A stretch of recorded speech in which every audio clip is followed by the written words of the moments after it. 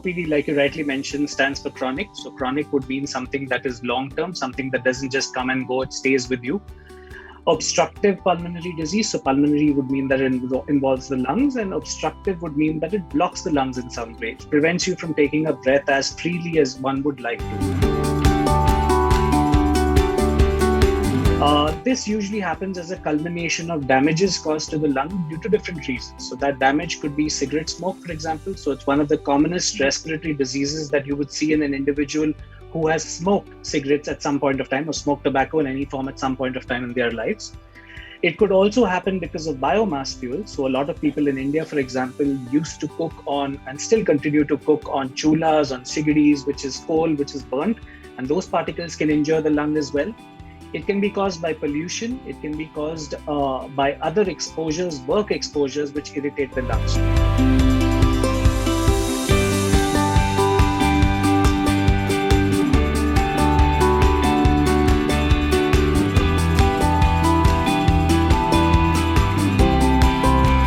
So what essentially happens is that you have the tubes of the lung through which air goes into the lungs. Those tubes itself can get a little blocked. They can produce a lot of mucus, as you rightly described. So a person who's chronically coughing up mucus, that could be one of the symptoms.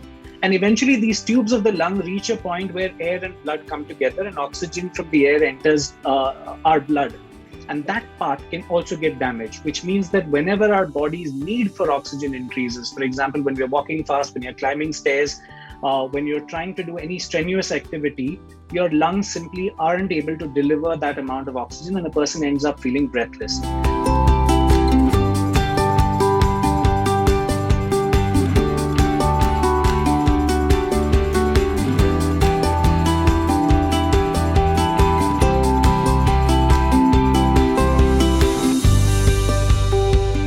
Once upon a time, we just had tablets for all diseases related to the respiratory system.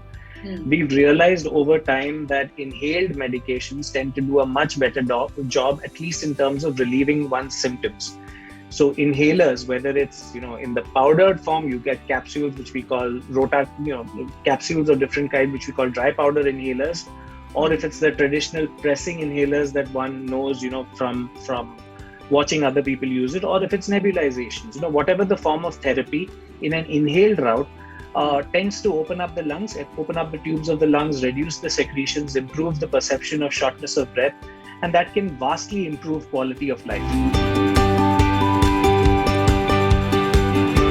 So to keep yourself prevented from getting these infections, vaccination is mandatory and it's must for all cases of COPD. So we have got multitude of vaccines. The foremost important vaccine that you have to take every year is your influenza vaccine. And the second most important vaccine that is being recommended for this COPD patient is what we refer to as a pneumococcal vaccine.